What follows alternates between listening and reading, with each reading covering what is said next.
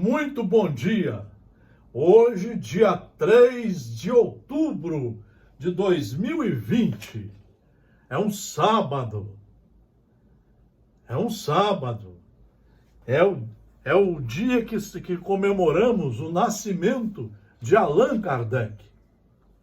Por isso eu estou fazendo essa homenagem a ele num dia diferente das nossas aulas.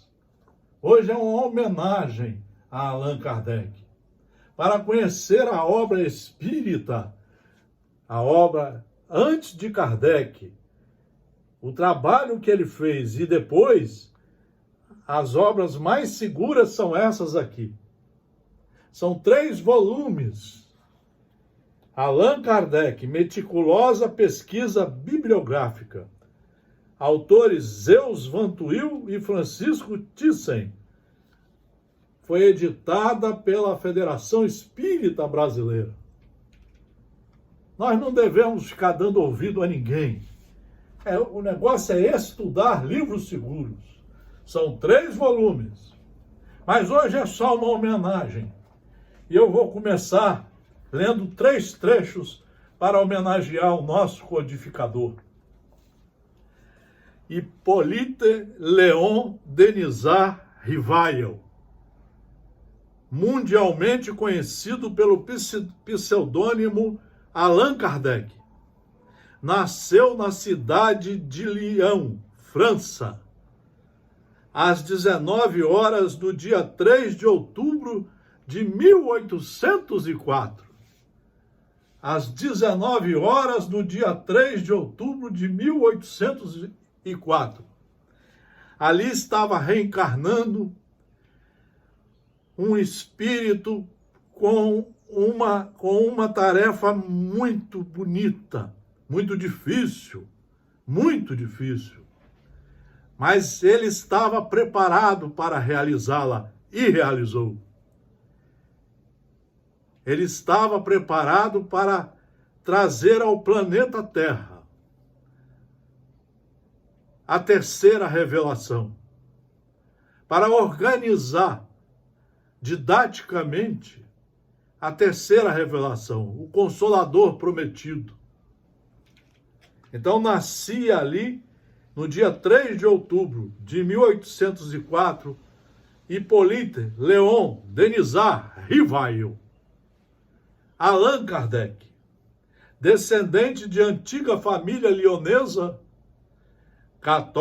católica, de nobres e dignas tradições, foram seus pais, Jean-Baptiste Antoine Rivail, homem de leis, juiz, e Jeanne Louise Duhamel, residentes à Rua Sala, número 76. Anne Blackwell descreve a senhora Duhamel como uma mulher notavelmente bela, prendada e elegante, e afável, a quem o filho devotava profundo respeito e afeto. Então essa é uma homenagem que nós queremos fazer. Então vejam vocês o que diz aqui o nosso livro. Conforme nos conta Henry Salce, Rivail realizou seus primeiros estudos em Lyon, sua cidade natal, sendo educado dentro de severos princípios de honradez e retidão moral. É de se presumir que a influência paterna e materna tenha sido das mais benéficas na sua infância, constituindo-se em fonte de nobres sentimentos.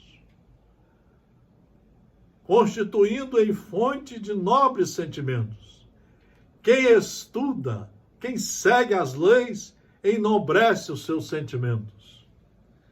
Com a idade de 10 anos, seus pais o enviam a Yverdon, cidade suíça do cantão de Valde, situada na extremidade do lago Neuchâtel e na foz do Tiele, a fim de completar e enriquecer sua bagagem escolar no célebre Instituto de Educação ali instalado, em 1805, pelo professor filântropo João Henrique Pestalozzi.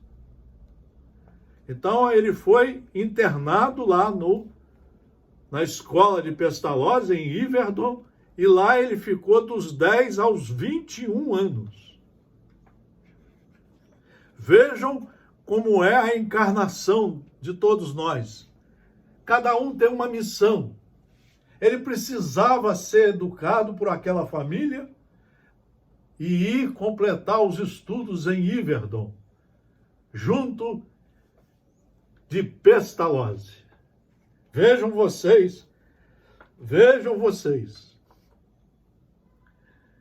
Sem dúvida, chegando à capital da França, Denisard Rivail, logo se pôs a exercer o magistério. Então, quando ele volta aos 21 anos, ele vai morar em Paris e vai se dedicar ao magistério, aproveitando as horas vagas para traduzir obras inglesas e alemãs e para preparar o seu primeiro livro didático. Não tardou que em 1º de fevereiro de 1823 fosse relacionado na Biblioteca de La France o prospecto intitulado Curso Prático de Teoria da Aritmética, da autoria de Allan Kardec, da autoria de Rivail. Vejam, esse foi o início da caminhada dele. Ali ele fica por 30 anos, até que 30 anos depois, ele começa a se interessar pelo mundo espiritual e começa a pesquisar profundamente, a ponto de publicar o Livro dos Espíritos, o Livro dos Médiuns, o Evangelho segundo o Espiritismo, o Céu e o Inferno, ou a Justiça Divina à Luz da Doutrina Espírita, e a Gênese. Então ele publicou essas 5 obras, que ele mesmo fala, dando origem à doutrina espírita, dando origem ao Espiritismo, que é uma ciência, é uma filosofia profunda sobre as leis de Deus e é uma religião, mostrando aos indivíduos o caminho para se enquadrarem nas leis de Deus e caminharem para a perfeição. Então ele é um codificador da doutrina dos espíritos superiores. Vejam o que Emmanuel escreveu em março de 1961 e foi publicado nesse livro, Rodolfo Caligares, As Leis Morais, editora Federação Espírita Brasileira. Vejam a mensagem de Emmanuel sobre Kardec. Olhem bem, prestem bem atenção na homenagem que Kardec faz, que Emmanuel faz a Allan Kardec. Kardec, lembrando o codificador da doutrina espírita, é imperioso estejamos alertas em nossos deveres fundamentais. Porque Kardec era seríssimo. E ele fala em toda a obra que o papel dos adeptos do Espiritismo é estudar a obra, se reformarem de acordo com os ensinos trazidos e caminharem seguros para a perfeição.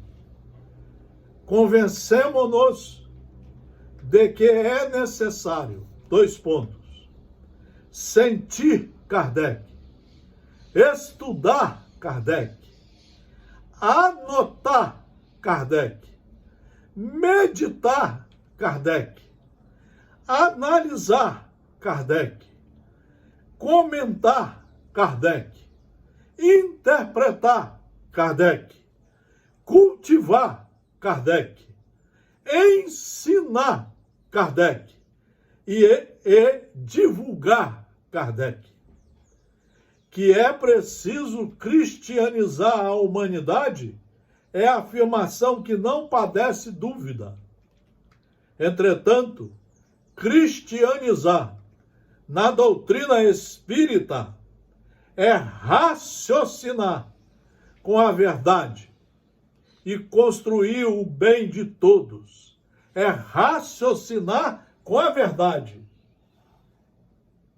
e construir o bem de todos, para que, em nome de Jesus, não venhamos a fazer sobre a terra mais um sistema de fanatismos, sensacionalismos e de negação.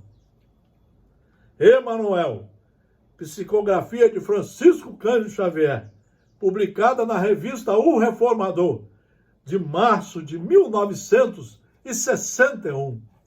Queridos amigos, essa era a homenagem que queríamos fazer ao nascimento do codificador da doutrina espírita. Lembrando que a doutrina espírita são 5 livros básicos que devem ser estudados por cada um de nós. No mínimo, 1 hora por dia, todo dia, a fim de nos cientificarmos dos ensinos trazidos por Jesus, esclarecedores das leis de Deus, para que saibamos empreender a nossa reforma íntima e caminhar para o bem, caminhar para os patamares da perfeição.